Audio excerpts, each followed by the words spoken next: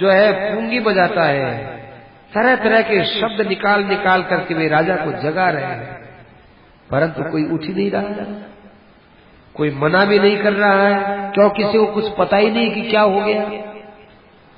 ऐसे उनको बजाते बजाते विचार आया कि हम तो थोड़ी सी आवाज करते थे, इतने में ही सब लोग उठ करके अपना काम करते थे, आज क्या बात हो गई, सूर्य उदित हो गया, खूब प्रकाश हो गया, लेकिन जो कोई कुछ भी नहीं बोलता है, क्या बात है। महाराज दशरथ भी नहीं उठे, कोई अनहोनी बात तो नहीं हो गई, या कोई कौशल्या जी के अनहोनी तो नहीं हो गया। ऐसे वो सोच रहे हैं, सोचते सोचते जोर जोर से बोलते हैं, महाराज की जय हो, ये सारी अयोध्या आपके दर्शनों के लिए लालायित हो रही है, महाराज की जय हो। इस प्रकार से वो जय जयकार कर रहे हैं। उनकी आवाजों को दूसरे नौकर लोगों ने सुना। नौकर लोग अपनी अपनी जगह छोड़ करके कि भाई क्या हो गया, आज आप बोल रहे हो कोई आवाज नहीं आ रही कि नहीं आ रही है, चलो चलो हम जाते हैं। वहां जाके देखा सुमित्रा तो बेहोश है, कौशल्या जी बेहोश हैं, वहां सब ऐसे पड़े हैं जैसे कोई आकाश के अंदर जब से वो चला जाए, चंद्रमा चला जाए, अस्त हो जाए, तारे पड़े रहते हैं, ऐसे वहां पर रहने वाले स्त्री पुरुष दिखाई दिए। जब ऐसे करते करते सब लोगों ने जगाया, कौशल्या जी को जगाया, सुमित्रा जी को जगाया, वे थोड़ी सी जगी और रो फूट फूट करके रोने लगी। जब हे नाथ आप कहाँ हमको छोड़ के चले गए, इस प्रकार से जब वे रोने लगे, तब भाई उनके रोते रोते सारे में आवाज फैल गई, सब लोग उठ गए और उठ करके सब लोग इकट्ठे हो गए। इकट्ठे होकर के जो है सबको पता चल गया, सारी अयोध्या में पता चल गया, महाराज दशरथ का प्राण चला गया। कौशल्या जी बार बार सिर पटक रही है। वहां कैकेयी भी आई। कैकेयी को कहा कौशल्या जी ने, कैकेयी इसी दिन के लिए, इसी दिन की प्रतीक्षा के लिए सब कुछ षड्यंत्र रचा था, देख रहे ये दिन आ भी गया है और अब तुमको क्या करना है तुम देख लो। भर्तारम तु परित्यज्य कास्त्री दैवतम आत्मन, अपने पति का इस प्रकार का स्वरूप देखकर तुम्हारे अलावा कौन ऐसी स्त्री होगी कि जिसके मन में कोई भाव आता होगा। एक तुम ही हो, तुम ये सब देखने के लिए ही सब कुछ किए हो। तुम्हारे साथ में मंत्रा मिल गई और तुमने अनायास ही सारा काम किया। अब देख लो तुम्हारे पति की क्या दशा हुई। राम तो अब इस समय वन में गया हुआ है और दशरथ जी परमधाम पधार गए हैं।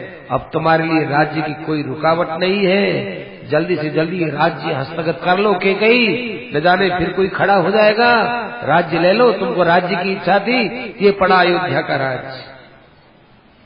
वृद्धश्चैवाल्प पुत्रश्च वैदेहीम अनुचिंतयन्, और क्या बताएं, हमको इस बात की भी चिंता है कि जनक जी महाराज क्या सोचेंगे, बूढ़े और उनके तो केवल कन्या ही कन्या है, कोई पुत्र तो है नहीं, वो भी इस समय में क्या सोचेंगे। मुझे तो ऐसा लगता है कि जनक जी भी अपना शरीर न छोड़ दें। इस प्रकार से वो विलाप करने लगी। तब मंत्री लोग आए। मंत्री लोगों ने, वशिष्ठ जी ने, सबने विचार किया क्या करना चाहिए, अंतिम संस्कार के, अंतिम संस्कार कैसे करें। राम जी भी यहाँ नहीं, कोई बेटा भी तो नहीं है, दशरथ जैसा महाराज, उसके कोई बेटे का हाथ न लगे, ऐसा कैसे हो सकता है। इसलिए भरत जी को बुलाया जाए, तब तक इनके शरीर को एक तेल के कड़ाह में रखा जाए। तो एक तेल के कड़ाह के अंदर दशरथ जी के शव को रख दिया और उसके बाद सब स्त्रियां बहुत विलाप करने लगी।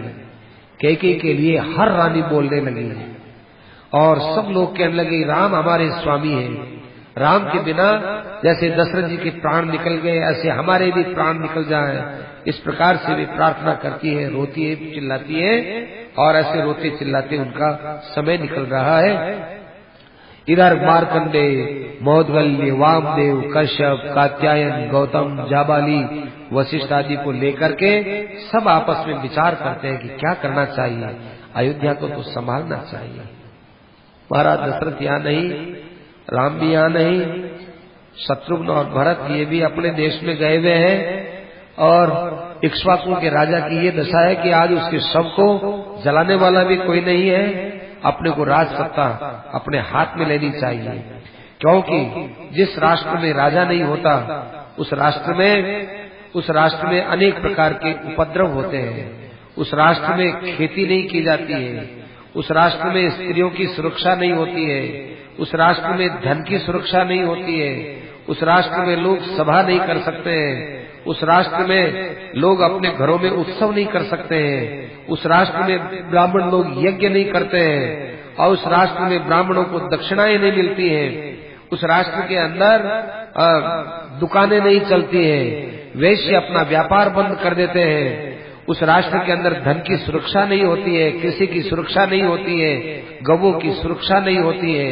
उस राष्ट्र के अंदर घंटा लगे हुए हैं जिन पशुओं के गले में, ऐसे पशु कहीं फिरते नहीं हैं, और उस राष्ट्र के अंदर हाथी भी नहीं घूमते हैं, घोड़े भी नहीं घूमते हैं, वो राष्ट्र एकदम अंधकार के अंदर डूबा रहता है, उस राष्ट्र के अंदर कभी रथ नहीं चलता, उस राष्ट्र के अंदर कभी कोई अतिथि वगैरह नहीं आता, उस राष्ट्र में गायें नहीं रहती, उस राष्ट्र में किसी का परिवार सुरक्षित नहीं रहता, उस राष्ट्र में निर्भयता समाप्त हो जाती है, उस राष्ट्र में परस्पर में विश्वास समाप्त हो जाता है। इस राष्ट्र में राजा नहीं होता है, क्योंकि राजा ही पिता है, राजा ही माँ है, राजा ही परम आश्रय है, राजा के अंदर यमराज का गुण होता है, कुबेर का गुण होता है, इंद्र का गुण होता है, वरुण का गुण होता है, लेकिन इनसे भी बढ़कर वो राजा कहलाया जाता है।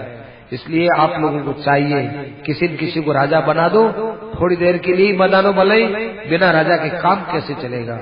वशिष्ठ जी ने कहा कि आपकी बात बिल्कुल ठीक है, सारे शासन को अपने ऋषि मुनि अपने हाथ में ले लेते हैं, मंत्री लोग अपने हाथ में रखते हैं, और जब तक दशरथ जी का शव है, एक तरह से दशरथ जी राजा है ही, जल्दी ही हम भरत को यहाँ बुला लेते हैं, भरत आ जाएंगे, शत्रुघ्न आ जाएंगे, उसके बाद विचार विमर्श करके और फिर जो है राजा बनाने के लिए तो दशरथ जी महाराज ने कहा ही है, तो भरत को राजा बना देंगे। वशिष्ठ जी महाराज ने उसी समय में सिद्धार्थ, विजयंत, अशोक इन सब को बुलाया और बुला करके कहा, देखो आप लोग तेज चलने वाले घोड़ों पर बैठ करके जल्दी से जल्दी भरत के वहां पर पहुंचो और बहुत सी सामग्री लेकर के जाओ, और सामग्री देकर के उनको कहो कि आपको गुरुदेव बहुत जल्दी बुला रहे हैं। आप उनसे ये मत कहना कि राम वनवास में चले गए हैं, आप उनको ये मत कहना कि दशरथ जी की मृत्यु हो चुकी है, अयोध्या का कोई दुखद समाचार किसी को कुछ भी कहने की जरूरत नहीं है, आप जितना जल्दी हो सके उतना जल्दी आप भरत को ले आइए। उन्होंने वशिष्ठ जी को प्रणाम करके घोड़े पर बैठ करके बहुत जल्दी मार्ग तय करना चालू किया। वे जो है अपर ताल को पार करके, प्रलंब को पार करके, और फिर मालिनी नदी को पार करके, हस्तिनापुर गंगा जो नदी को पार करके, और पंजाब देश को पार करके, कुरु देश, जांगल देश को पार करके, और भी कई नदियों को, पर्वतों को लांघते लांघते, सरकंडा को पार करके, कुलिंगा को पार करके, इक्षुमती नदी को पार करके, और सुदामा पर्वत को पार करके, भगवान विष्णु के द्वारा जो विपाशाम चापी शालमलीन, इन नदियों को पार करके, जो देखी हुई नदियां जहाँ पर भगवान विष्णु के चरण धुए हुए ऐसे विपाशा और शालमलीन नदी, इनको भी पार करके, सबको पार करके गिरिव्रजपुर जो कि भरत का ननिहाल था, वहाँ पर वे सीधे पहुँच गए। रात्रि हो गई, पहुँचते पहुँचते रात हो गई। इधर रात्रि में वे तो वहाँ पर आए हुए हैं, और रात्रि के अंदर ही वे दूत तो वहाँ पर एक जगह विश्राम कर रहे थे। अब क्या करें, रात में कैसे किवाड़ खड़खड़ाए, रात का 12-1-2 बजे क्या हुआ। इधर भरत जी महाराज को एक बहुत बड़ा खराब सपना है। भरत जी महाराज उस सपने के बाद सुबह से बड़े उदासीन थे। भरत जी के मामा के बेटे भाई वगैरह, मित्र वगैरह वहाँ के, आओ भरत जी आओ आओ, कितनी बढ़िया महफिल लगी हुई है, आओ बैठो इसमें, हाँ गान हो रहा है, यहाँ पर नाच हो रहा है। भरत जी चुपचाप आंख बंद। उनके भाइयों ने कहा, मामा के बेटे भाइयों ने, भरत जी क्या बात है, आज आप बहुत उदास लगते हो, क्या बात है। भरत ने कहा कि आज मुझे बहुत खराब सपना आया है। मुझे ऐसा लगा है कि बहुत बड़े ऊंचे पर्वत से मेरे पिता को धक्का दिया और वो गोबर में जाकर गिरे हैं, और वो गोबर के अंदर ही वो हाथ पैर पटक रहे हैं, और वो तेल पी पी करके, मेरे पिता स्वप्न में वो तेल पी रहे हैं, तेल पी करके, और हमारी ओर ही ऐसे करके हंस रहे हैं। हमें ऐसा लगा कि कोई सागर सूख गया है, ऐसा लगा कि चंद्रमा कोई जमीन पर गिर गया है। ऐसा ऐसा स्वप्न में हमको लगा, और ऐसा लगा कि हाथी के ऊपर हमारे पिता बैठे हुए हैं और हाथी का दांत है वो यूं करते टूट गया है। टूटे हुए हाथी को हमने देखा है।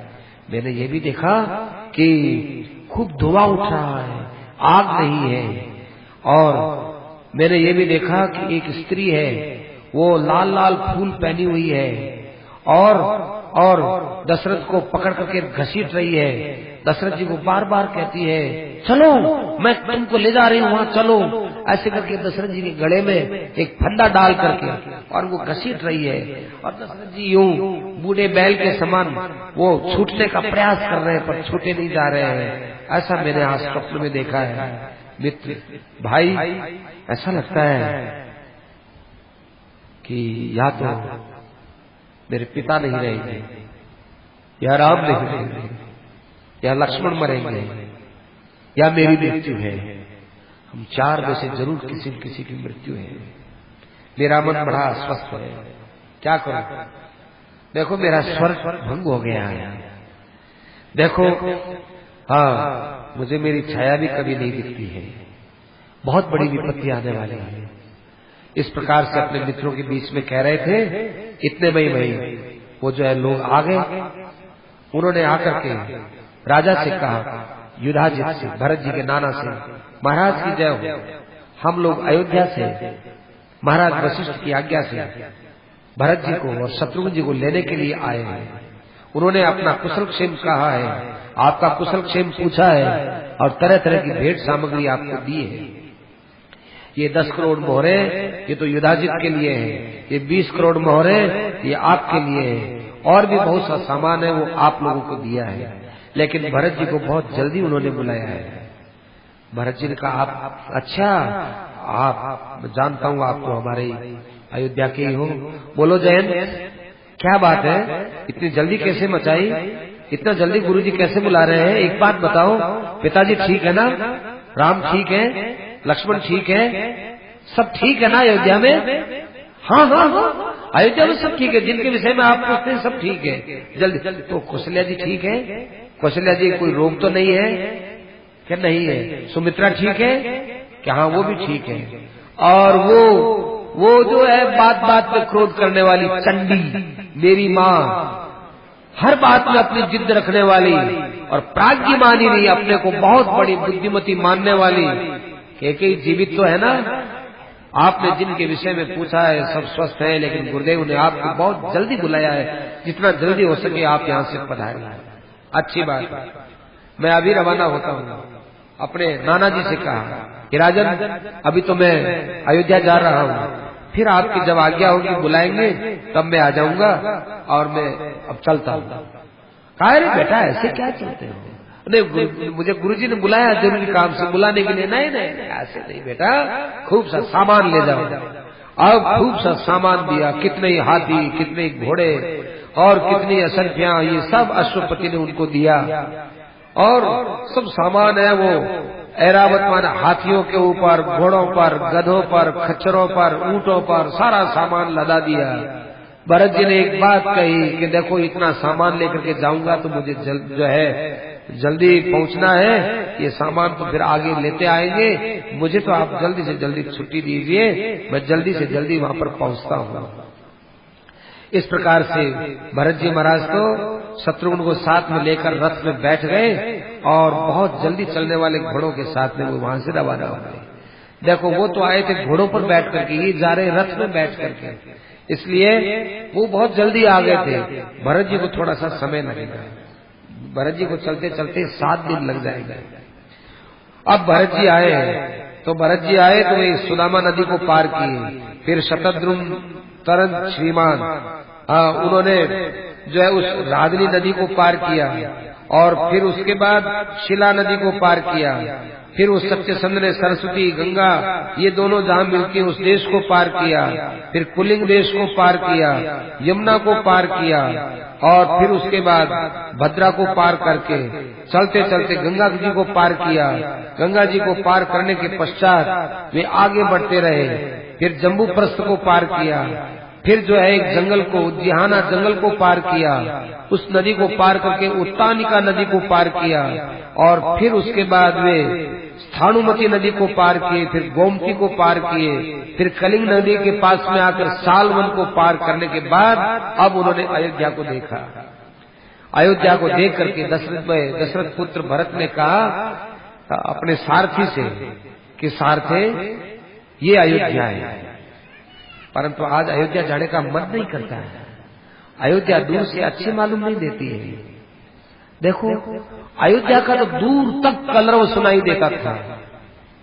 अयोध्या के अंदर पुरुषों का आपस में बोलना चालना, हाँ वो ये आवाजें होती रहती थी, दूर तक आवाज हम सुनते थे। आज अयोध्या चुप है, शांत है।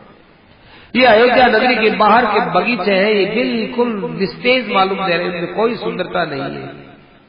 क्या बात है, लोगों के घरों के ऊपर पताका ही नहीं है, हाथियों की आवाज नहीं है, घोड़ों का हिनहिनाना नहीं है, लोग यहाँ बगीचों में बैठते ही नहीं है, सब निरानंद मालूम दे रहा है। क्या बात है, कोई यहाँ पर वीणा नहीं बजा रहा है, कोई यहाँ नाच नहीं हो रहा है, कोई जो है गा नहीं रहा है। अरे ब्राह्मण लोग यज्ञ कराते रहते हैं, कभी इधर से आवाज आती थी, कभी उधर से, कोई यज्ञ नहीं हो रहा है। अरे घरों के अंदर भी कोई अगुरु का दीप भी नहीं चला रहा है, कोई सुगंध नहीं आ रही है। अपने अपने घरों में लोग कोई जागरण करता है, तो कोई उत्सव करता है, तो कोई क्या करता है, ये भी नहीं दिखाई दे रहा है। ऐसा लगता है कि अयोध्या में पाप घुस गया है। क्या बात है सारथी, मेरा मन नहीं करता अयोध्या में जाने का, मेरा मन टूट रहा है। फिर भरत जी महाराज चलते चलते अयोध्या के नगरों में, अयोध्या नगर में प्रवेश करते हुए एक दरवाजा था जिसका नाम था वैजयंत द्वार। वो वैजयंत द्वार था, तो उस वैजयंत द्वार के वहां पर पहुंचे, और वहां पहुंच करके उस द्वार को जब पार करने लगे तो वहां पर बहुत से लोग खड़े हुए थे। उन लोगों ने कहा महाराज कुमार की जय हो। उन लोगों के शब्द थे वो कोई प्रिय नहीं लग रहे थे, मन के अंदर अखरते हुए मालूम दिए। भरत ने कहा सारथी की सारथी, इन शब्दों से आज मेरा दिल टूट रहा है, मेरा मन टूट टूट हो रहा है। क्या बात है, अरे लोग अपने घरों में झाड़ू भी नहीं निकालते, लोगों के घर कभी कोई पुताई भी नहीं करवाई, लोग भोजन भी नहीं किए हुए मालूम देते हैं, उदासीन। कभी कोई आदमी मिलता है तो बड़ा उदासीन मिलता है। देवताओं की भी पूजा नहीं हो रही है, यज्ञ गोष्ठ सब बंद हो गए। अरे यहाँ तो धनी लोग अपनी दुकानें रात रात तक खुली रखते थे, एक भी दुकान खुली नहीं है। ये हमारी अयोध्या को क्या हो गया है? सूत, मेरे मन में बड़ा भय हो रहा है, मैं क्या करूं, किधर जाऊं? इस प्रकार से वे चलते चलते सीधे दशरथ जी के महल की ओर रवाना हुए। और जब वे वहां पर पहुंचे तो वहां दशरथ जी तो थे नहीं। तो फिर दशरथ जी महाराज के महल को छोड़ करके सीधे अपने कैकेयी के महल के वहां पर रवाना हुए। विचार किया कि दशरथ जी महाराज कैकेयी के महल में मिलेंगे और वहां मिल करके और जो है वहां मैं दर्शन करूंगा। इस प्रकार से वे कैकेयी के महल की ओर बढ़े हैं। अब कैकेयी का इनका क्या संवाद होता है, ये प्रसंग कल चलेगा।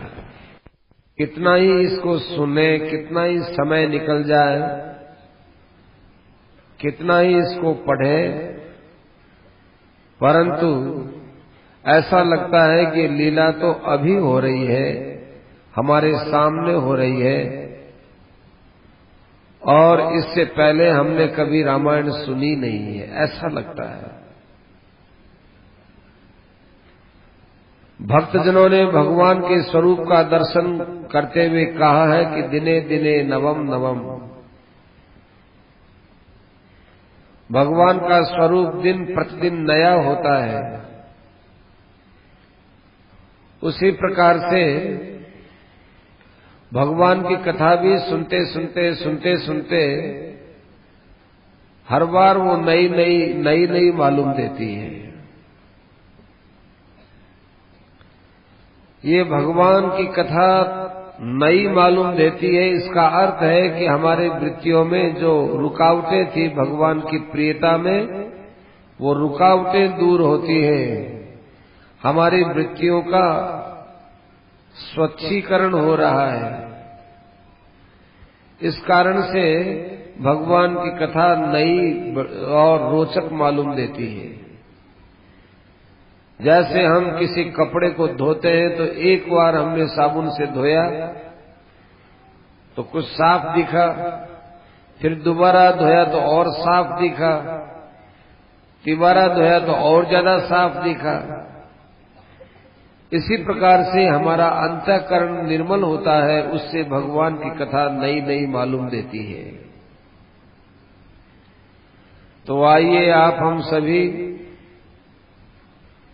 अपने मन से अयोध्या चलते हैं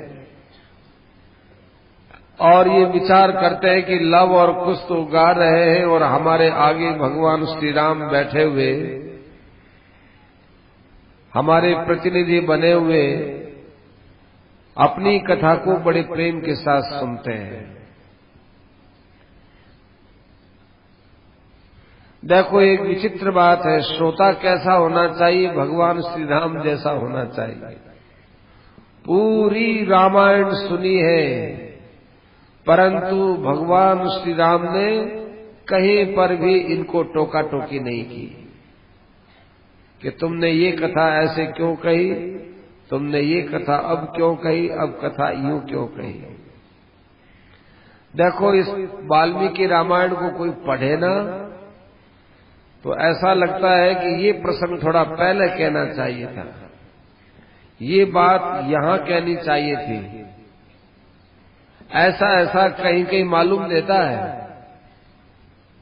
परंतु इसका अर्थ ये नहीं है कि वाल्मीकि जी महाराज हमसे कोई कम जानकार थे। कम जानकार नहीं थे, उन्होंने इसमें स्वाभाविकता रखी है, स्वाभाविकता। वाल्मीकि जी को कोई डिग्री लेनी नहीं थी, कोई सर्टिफिकेट लेना नहीं था। वाल्मीकि जी महाराज को तो राम कथा लिखनी थी, उसको जितना स्वाभाविक ढंग से कहा जाए उतनी ही कथा के अंदर रोचकता और प्रियता बढ़ती है। तो आइए अब अपने लोग भगवान के साथ अयोध्या चलते हैं। दशरथ जी महाराज की मृत्यु हो चुकी। कल किसी ने कहा कि दशरथ जी महाराज की मृत्यु का प्रसंग वाल्मीकि रामायण का बहुत विचित्र है। दशरथ जी महाराज की मृत्यु के पश्चात वशिष्ठ जी आदि ऋषियों ने जो अयोध्या का राज्य जिस चतुराई से संभाला है, जिस ढंग से राजकार में हस्तक्षेप करके इसको सुदृढ़ किया है, ये वास्तव में उन्हीं के योग्य कार्य था। ननिहाल में गए हुए अयोध्या के दूतों ने भरत जी को जितना जल्दी हो सके उतना जल्दी अयोध्या में आने के लिए कहा और भरत जी महाराज अयोध्या आए शत्रुघ्न के साथ। वे जिस दरवाजे से प्रवेश करते हैं वहां के आदमियों ने भरत को देख करके अभिवादन किया, लेकिन सबका चेहरा उतरा हुआ था। भरत जी महाराज का हृदय तो बहुत पहले से ही धड़क धड़क हो रहा था। आते वे सीधे महाराज दशरथ के महल में गए, वहां पर दशरथ जी नहीं मिले। उसके बाद वे अपनी माता कैकेयी के महल में गए, क्योंकि पिताजी ज्यादा वहीं पर मिला करते थे। ऐसा विचार करके वे कैकेयी के महल की ओर प्रस्थान किए। कैकेयी के महल की ओर जाते हुए महाराज भरत ने जो अभी कोई मनुष्य दिखता उसको देखा, राज सेवक को देखा, वहां के कर्मचारियों को देखा, सब उदासीन है, कोई कुछ नहीं बोलता है, सब मुंह फेर करके चले जाते हैं। भरत जी महाराज समझे नहीं क्या बात है। भरत जी महाराज घबराए घबराए सीधे कैकेयी के उस महल में गए जहां कैकेयी और दशरथ जी दोनों विराजमान रहा करते थे। भरत जी महाराज ने जाते ही अपने सामने आई हुई कैकेयी के चरणों में प्रणाम किया। कैकेयी ने आशीर्वाद दिया और भरत को अपने गले लगाया और उसके सिर पर हाथ फेरा, पीठ पर हाथ फेर करके बड़े प्यार और स्नेह से कैकेयी ने कहा कि ओहो, आपको कितने दिन हो गए भरत? अपने ननिहाल से रवाना हुए कितने दिन हो गए? तुम्हें कोई मार्ग में कठिनाई तो नहीं हुई? और वहां हमारे पिता तुम्हारे नाना प्रसन्न तो हैं? मेरे भाई और तुम्हारे मामा युधाजित भी प्रसन्न हैं? और तुम्हारे ननिहाल के क्या हालचाल है? देखो, अयोध्या बुलाया गया है, अयोध्या का हालचाल कैकेयी ने नहीं कहा। भरत जी महाराज ने जल्दी जल्दी में सब बातें कहते हुए कहा कि मां, मैं 7 दिन में यहां आया हूं।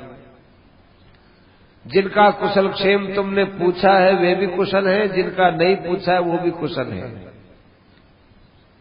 वहां खूब सा हमको धन धान्य दिया है, वो अब लोग पीछे से लेकर के आ रहे हैं।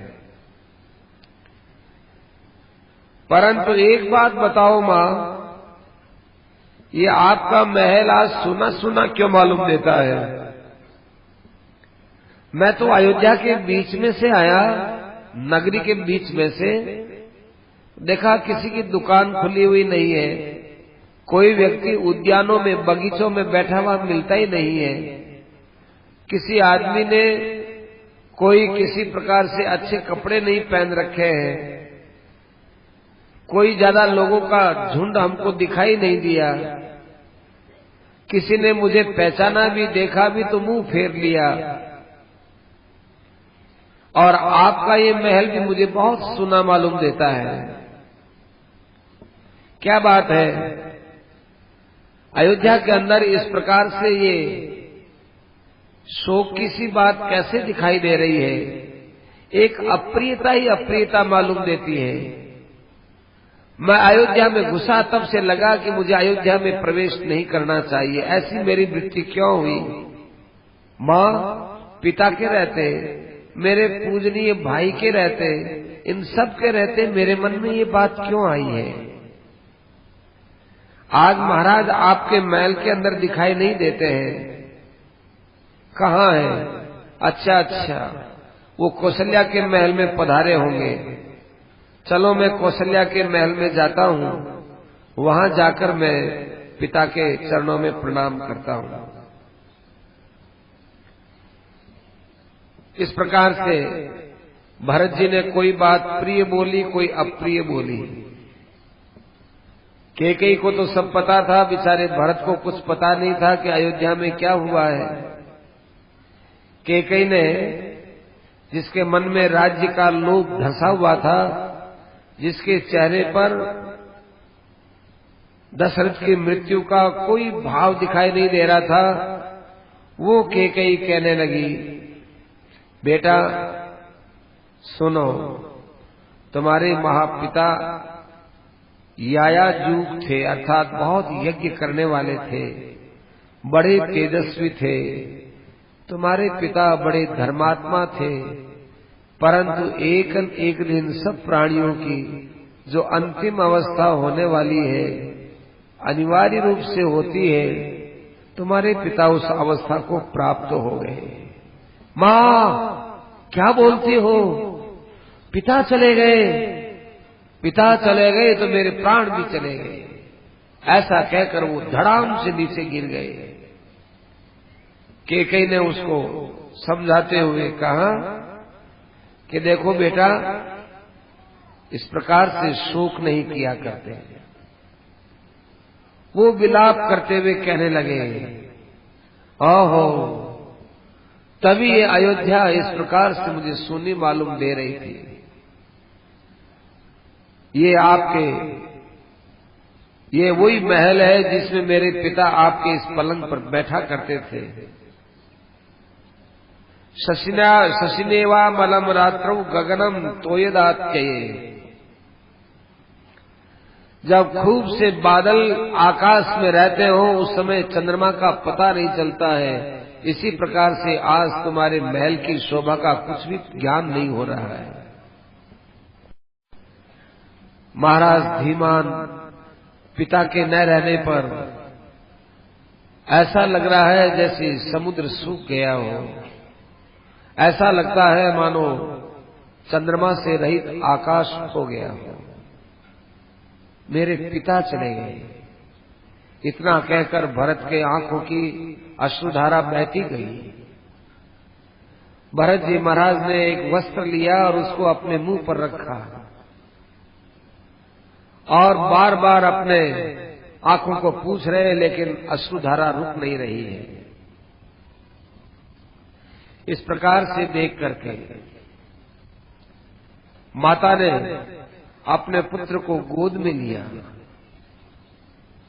चंद्रमा के समान जिसका मुख था, ऐसे भरत को अपने गोद में लेकर उसको सहलाते हुए कहा, बेटा उठो। बुद्धिमान पुरुष होने वाली बात पर विचार नहीं करते हैं, वो आगे किए जाने वाली बात पर विचार किया करते हैं। तुम्हारे जैसे पुत्र इस प्रकार से शोक नहीं करते हैं। तुम बड़ी सभा के अंदर बैठने वाले हो, तुम बड़े दान के अधिकारी हो, यज्ञ के अधिकारी हो, शास्त्र के अधिकारी हो, तपस्या के अधिकारी हो। तुम्हारी बुद्धि बड़ी तीक्ष्ण है भरत।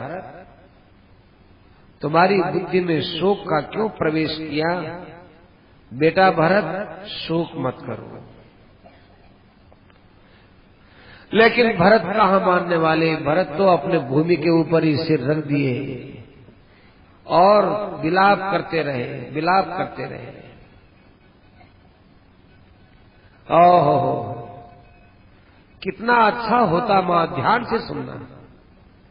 भरत जी कह रहे हैं कि हे माँ, कितना अच्छा होता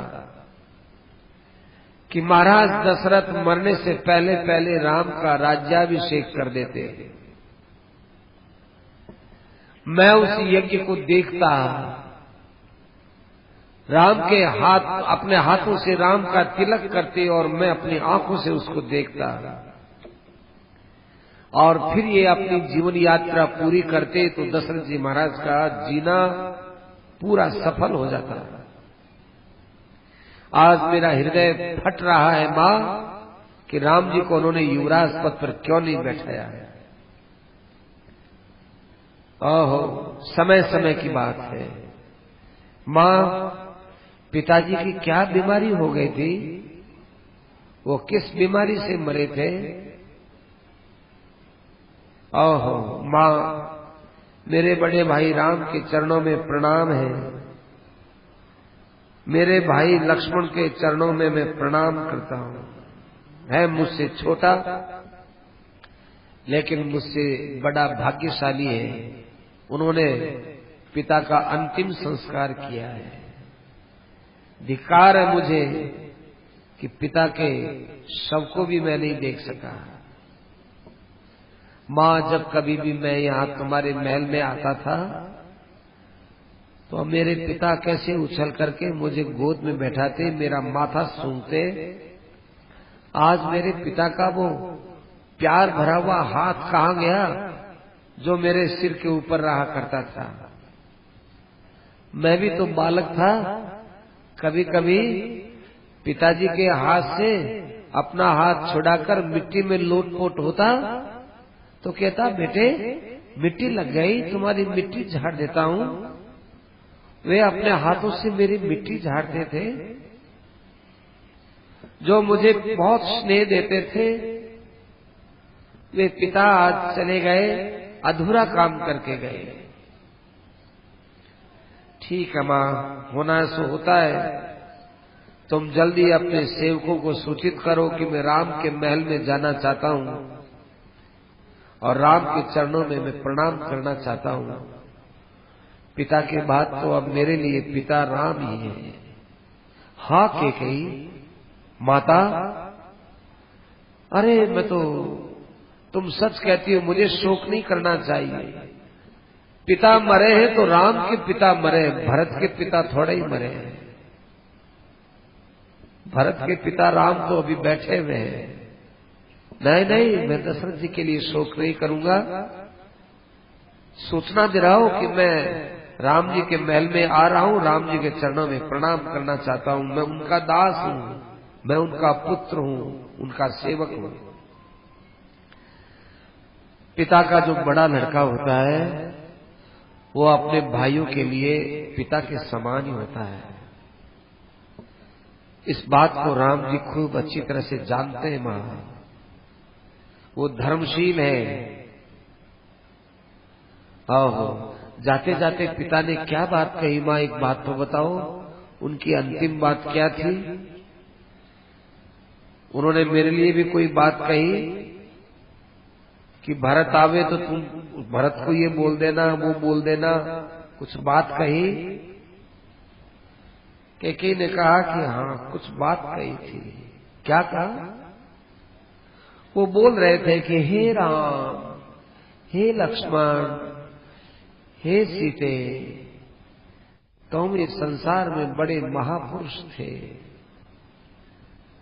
ऐसे करके वो जोर जोर से राम के, लक्ष्मण के और सीता के नाम लेकर उनके वियोग में छटपटा रहे थे। जिस प्रकार बहुत थोड़े पानी में बड़ी मछली छटपटाती है, ऐसे दशरथ जी महाराज अपने परिवार के बीच में राम और लक्ष्मण के, सीता के वियोग में छटपटा रहे थे।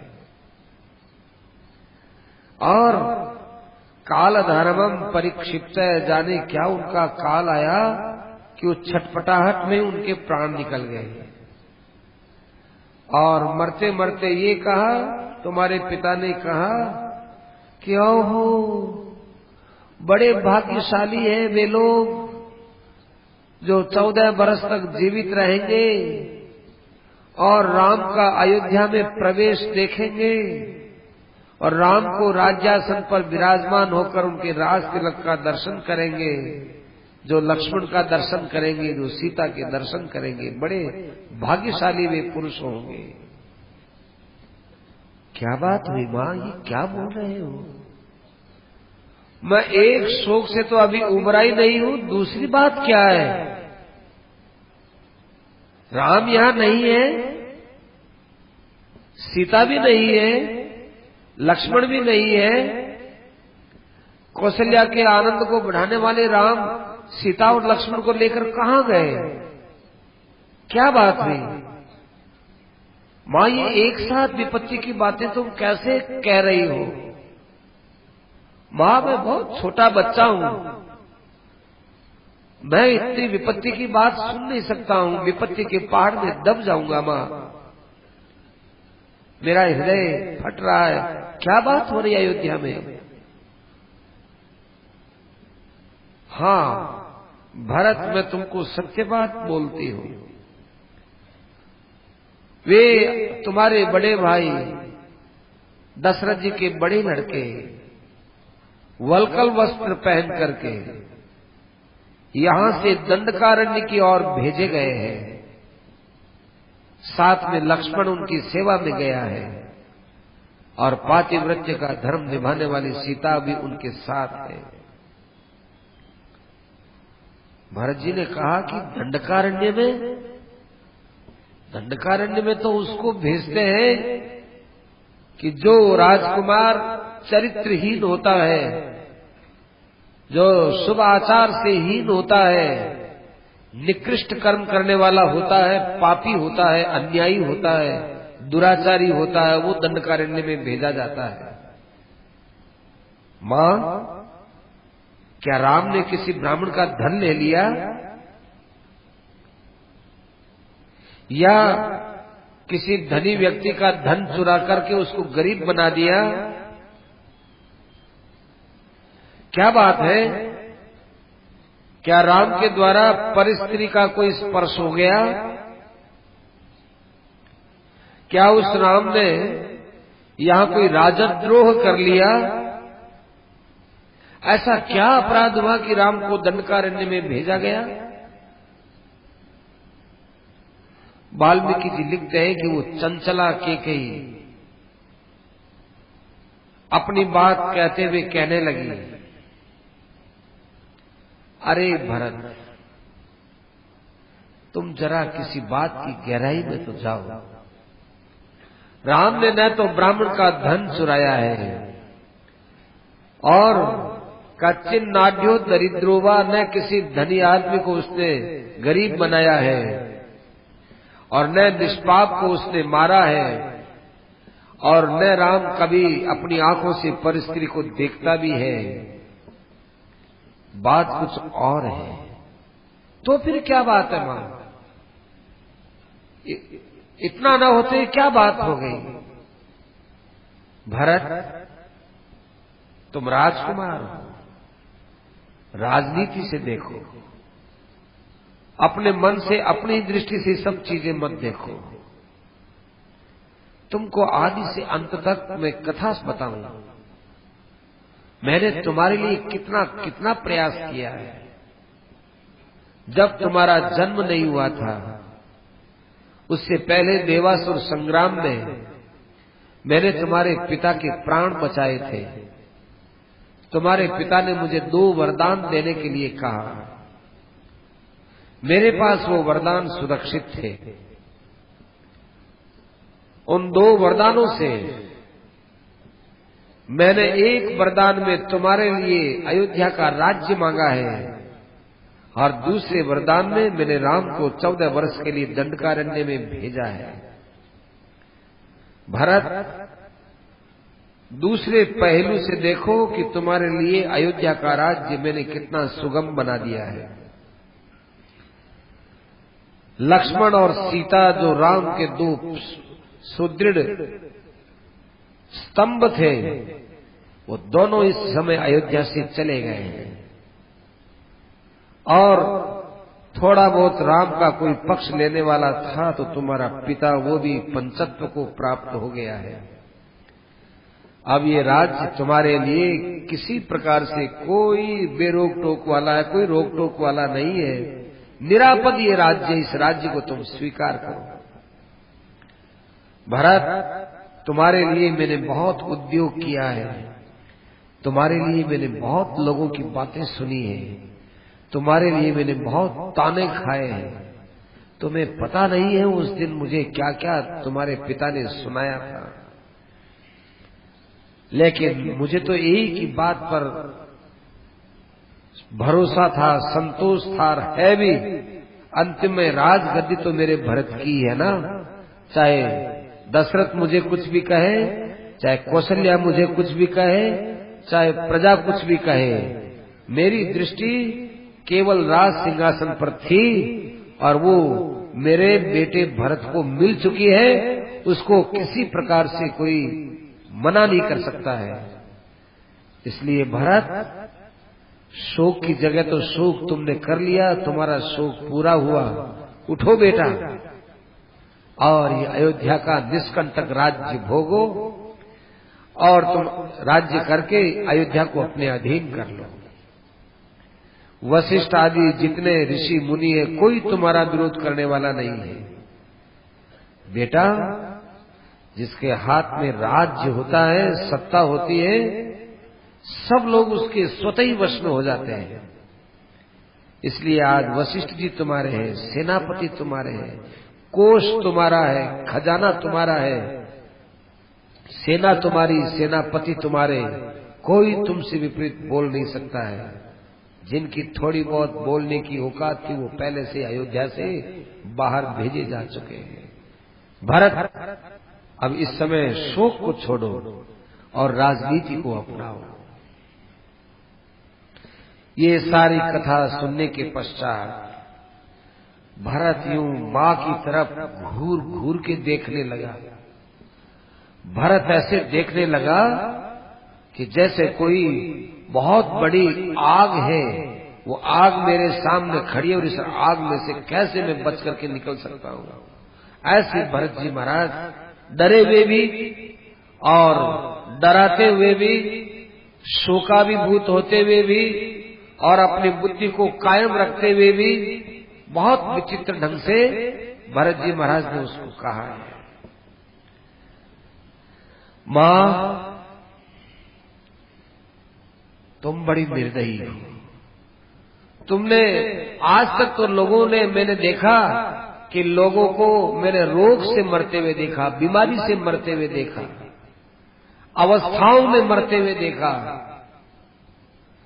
शस्त्रों से मरते हुए देखा और मारते हुए देखा, लेकिन इस प्रकार अपनी वाणी से मारते हुए और मरते हुए मैंने आज अयोध्या में पहली बार देखा है। वाणी से भी तुमने मार दिया। पिता से रहित, भाई से रहित, दो भाइयों से रहित, माता तुल्य सीता से रहित अयोध्या का राज्य तुमने हमको दिलवाया है। वाह वाह, बहुत तुमने राजनीति खेली, सारे कुल का तुमने अभाव कर दिया, सब कुल का नाश कर दिया और उस कुल की राजलक्ष्मी तुम मुझे देना चाहती हो। हमारे पिता को मालूम नहीं था, किसी ज्योतिषी को भी मालूम नहीं था और तुम्हारे बाप के यहां भी कोई उत्तम ज्योतिषी नहीं था कि तुम्हारे साथ जब हमारे पिता का विवाह हुआ, शादी हुई, तो किसी ने ये नहीं कहा कि दशरथ तुम एक सर्पणी के साथ शादी कर रहे हो, तुम एक अंगार के साथ शादी कर रहे हो, तुम्हारे कुल को जला देगी, ये सर्पणी तुम्हारे कुल को डस लेगी। ये मालूम नहीं था बेचारे दशरथ जी को, किसी ज्योतिषी ने भी बताया नहीं था। ऐसे इतना बड़ा काम करके भी कैकेयी तुम्हारे चेहरे पर कुछ भी सनक नहीं है। विधवा होकर के भी तुम वही राज्य की दृष्टि और पुत्रहीन होकर के भी तुम यही बात बोलती हो। सही बात है, इस अयोध्या के अंदर जब से तुम यहां आई हो तभी से अनेक प्रकार के उत्पात प्रारंभ हो चुके थे, अंदर ही अंदर उनका बीज आज फूटा है। दशरथ जी महाराज को तड़फा तड़फा के तुमने मारा, वो इतने राम के लिए तड़फे, सीता के लिए तड़फे, तुम अपने वचन वापस नहीं ले सकते थे कि मैंने आपको वचन दिए वो मैं वचन वापस लेती हूं। राम को वन में भेज दिया, दंडकारण्य में भेज दिया, मैं पूछता हूं तो बोलती है कि नहीं, कोई पाप तो उसका था ही नहीं। दशरथ जी महाराज तो अपने दिन निकाल गए राम के वियोग में, और राम दशरथ जी के बिना और अयोध्या के बिना जंगल में दिन निकाल लेंगे, परंतु तू कैकेयी किस प्रकार से जिएगी सोच ले। तुमने कौशल्या की ओर विचार नहीं किया, सुमित्रा की ओर विचार नहीं किया, वे बेचारे शोक से पीड़ित हो रहे होंगे, उनका भी तो कोई बेटा है। तुमको मैं जैसे प्रिय लगा हूं कि भरत मेरा बेटा है, क्या कौशल्या का राम बेटा नहीं था? क्या कौशल्या को ये बात अच्छी लगती नहीं थी क्या कि राम मेरा बेटा राजगद्दी पर बैठे? दुष्करम यदि जीवेताम प्राप्यत्वाम जननी मम। तुमको तो आप देख करके कौशल्या का जीवन और सुमित्रा का जीवन भी खराब हो गया। तुमको इस बात का ज्ञान ही नहीं है। तुमने मुझे भी नहीं पहचाना, तुमने राम को भी नहीं पहचाना, तुमने अपने पति को भी नहीं पहचाना। क्यों? क्योंकि तुमने धर्म को नहीं पहचाना। जो व्यक्ति धर्मात्मा होता है वो ही धर्म वृत्ति को जान सकता है। तथा ज्येष्ठा ही मेरी बड़ी मां कौशल्या है, और उस कौशल्या ने सदा तुम्हारे साथ छोटी बहन जैसा बर्ताव किया है, और उस कौशल्या ने सदा मुझे राम से ज्यादा प्यार दिया है। ऐसे कौशल्या के पुत्र को तुमने वनवास में भेज दिया, वल्कल वस्त्र पहनाकर भेज दिया। आहो कथम पापम न सोच से, हे पापिनी, तुमने लेश मात्र भी विचार नहीं किया इस बात पर। जिसके अंदर कोई गलती नहीं, जो शूरवीर है, जो शुद्ध अंतःकरण वाला है, उसके लिए तुम्हारे मुंह से शब्द निकल कैसे गए? बोलते समय में तुम्हारी जिह्वा रुक क्यों नहीं गई? तुम्हारे जीभ के अंदर कीड़े क्यों नहीं पड़ गए? तुम्हारी जीभ उसमें कट करके बाहर क्यों नहीं आ गई? अपने वरदान को मांगते हुए तुमने अपने जीभ का बहुत बुरा दुरुपयोग किया है।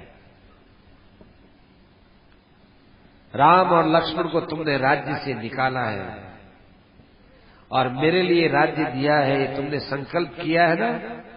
अब तो मैं कैकेयी इस संकल्प को उल्टा करके ही रहूंगा। उपासितो भूत धर्मात्मा मेरुल मेरु वनम यथा।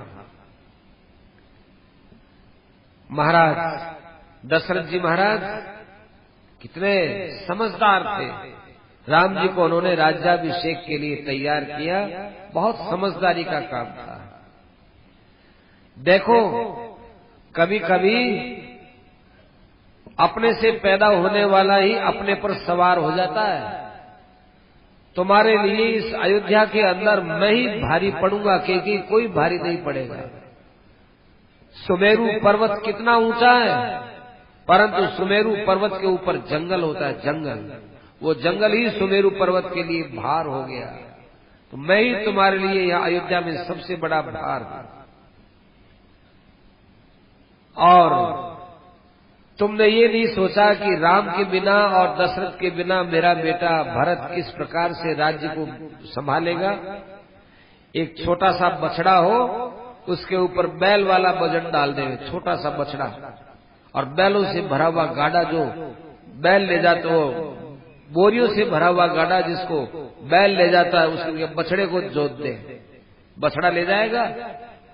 क्या मैं दशरथ जी की जगह और राम जी की जगह बैठ करके और राजगद्दी भोग लूंगा, राज चला लूंगा? नहीं कर सकता। परंतु देख के कि तेरी इच्छा तो मैं पूरी नहीं होने दूंगा, ये तो तू निश्चित मान के चल। यदि रामस्य नावेक्षेथा, यदि राम ने तुम्हें अपने ढंग से मां नहीं कहा होता तो हे कैकेयी आज मैं तुम्हारे साथ और ही बर्ताव करता, लेकिन तुमको राम ने अपनी मां कहा है। मुझे राम के शब्दों के ऊपर विचार करना है। तो बहुत पापिनी है तू, कुल कलंकिनी है। तूने हमारे कुल की मर्यादा का नाश किया है। हमारे इस कुल के अंदर बड़ा भाई होता है, वही राजगद्दी पर बैठता है, सनातनी रीति है। हमारे कुल में क्या, और कुल में भी तो ऐसा ही होता होगा। अरे तुम जिस पियर में रहे, तुम्हारा जो पियर है वहां पर क्या रीति है? क्या ये रीति है? क्या तुम्हारा बाप छोटे भाई के, तुम्हारा बाप तुम्हारे भाइयों से छोटा था क्या? जब तेरा बाप अपने भाइयों में बड़ा था इसलिए राजगद्दी पर बैठा है, तो दशरथ जी के भाइयों में भी राम बड़े हैं, तो वो यदि यहाँ राजगद्दी पर बैठते हैं तो तुमने क्यों हस्तक्षेप किया हमारे यहाँ? सब राजाओं में तो ये नीति है, लेकिन कैकेयी तेरे पीहर में क्या नीति होगी पता नहीं है। तूने हमारे कुल को भी डुबाया और अपने कुल को भी तुमने डुबाया। गतिवा न जानासी, तुमको पता नहीं है, सब राजघरानों का पता नहीं है। तुमने तो केवल यहाँ एक षड्यंत्रकारी राजनीति खेली है। ये राजनीति तुम्हारी सफल नहीं होगी। तुम्हारे अंदर ये बुद्धि का मोह कैसे पैदा हो गया? हो गया तो हो गया, लालच बढ़ गया, तुम्हारे अंदर लालच घुस गया, लेकिन तेरे मन की बात तो किसी हालत में पूरी नहीं करूंगा। ठीक है, मैं यहां से वन में जाऊंगा और राम के चरणों में गिर जाऊंगा। राम जी बड़े भोले और सीधे, मेरी बात को टालेंगे नहीं, और उनको मैं यहाँ अयोध्या ले आऊंगा, राजगद्दी पर बैठाऊंगा। और कैकेयी मैं वन में जाऊंगा या तुझे वन में निकाल दूंगा, लेकिन मैं राजगद्दी भोग करके तेरे मन की बात कभी पूरी नहीं करूंगा। इस प्रकार से भरत जी महाराज जोर जोर से बोलने लगे। कैकेयी उनके सामने कांपने लगी। कैकेयी आंख फाड़ करके देखने लगी।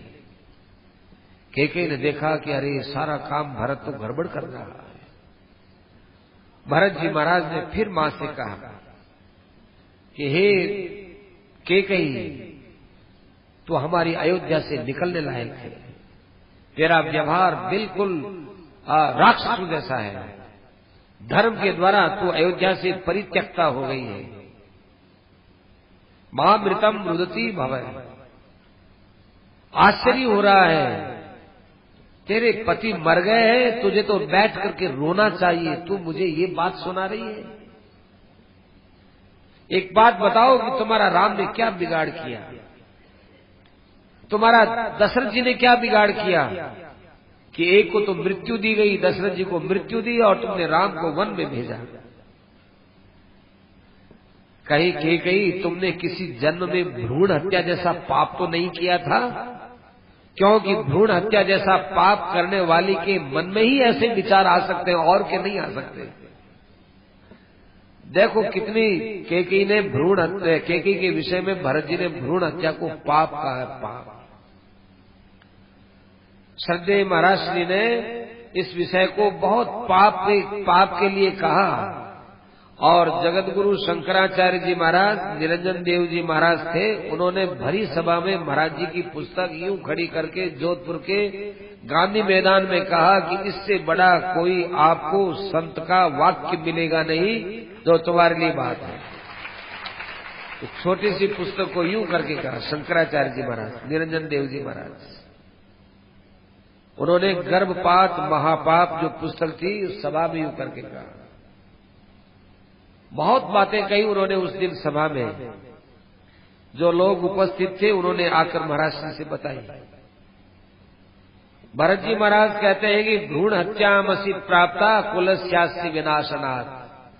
भ्रूण हत्या तुमने किसी जन्म में की होगी ना, तब इस कुल के नाश के विषय में तुमने विचार किया है। कैकेयी मेरा बस चले तो तुझे मैं सीधा नरकों में भेजूंगी, कभी मेरे पतिलोक में जाने की तुम अधिकारी नहीं हो।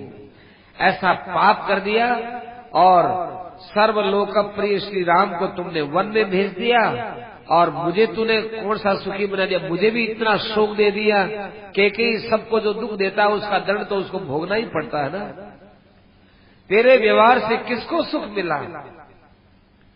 कैकेयी तुझे भी सुख नहीं मिला और तो किसको सुख मिलेगा? मुझे भी नहीं मिला, राम को नहीं मिला, सीता को नहीं मिला, लक्ष्मण को नहीं मिला, कौशल्या को नहीं मिला, सुमित्रा को नहीं मिला और हमारे पिता तुमको नहीं मिला। प्रजा को सुख नहीं, किसको सुख मिला? मेरे समझ में नहीं आया, तूने काम किया ही क्यों? सारे संसार में तुमने एक अपयश कमाया है और तुमसे मैंने जन्म लिया ना, इस अपयश का जड़ मैं भी हूं। तू माता के रूप में मेरी शत्रु है। एक तो शत्रु के रूप में आता है, लेकिन तू मेरे लिए माता के रूप में शत्रु बन करके आई है। किस मुंह से मैं कौशल्या के पास जाऊं? किस मुंह से मैं सुमित्रा से बात करूं? सच्ची बता, तू तेरे बाप की बेटी है क्या? न त्वं अश्वपते कन्या धर्मराजस्य धीमतः। तू अपने धर्मात्मा बाप की बेटी नहीं है, तू कोई राक्षसी पैदा हुई है और वो राक्षसी अयोध्या के पाप के कारण से अयोध्या में घुस गई है और राम को तुमने वनवास भेज दिया और फिर यहां कहती है कि शोक मत करो। शोक करने लायक काम करती हो, आग में हमको बैठाती और फिर कहते हो आग में तपो मत। तूने आग लगाई क्यों? आग के अंदर हमको बैठाया क्यों? हमको आग में तो बैठा दिया और कहती है कि आग के अंदर तुम तपो मत। बड़ी आज्ञा देने चली हो तुम। ये महल है जिसमें न राम है, न लक्ष्मण है, न सीता है, न पिता है और ये महल है। ठीक है, ठीक है कैकेयी, हम सब लोग यहां से निकल जाते हैं, सब निकल जाएंगे।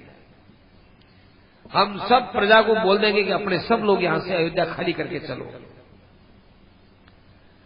फिर तो अयोध्या के अंदर बैठी रहना, न तो सेना रहेगी, न खजाना रहेगा, न सेनापति रहेंगे, एक केवल तुम रहोगी। अंग प्रत्यंग जय पुत्रो हृदयाच्चा विजायते तस्मात् प्रियतरो मातु प्रिया एवतु बांधवा। बेटा सबसे ज्यादा प्रिय होता है। उस बेटे के लिए तुमने ये प्रिय कार्य किया, तुमने नरक का रास्ता खोला है अरे बेटा तो सबको प्रिय लगता है। एक गाय कितनी अच्छी होती है, तेरे से तो गाय अच्छी गाय।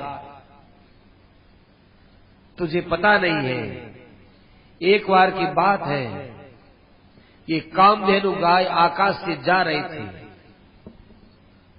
और पृथ्वी के ऊपर भयंकर गर्मी पड़ रही थी, जेठ आषाढ़ की गर्मी।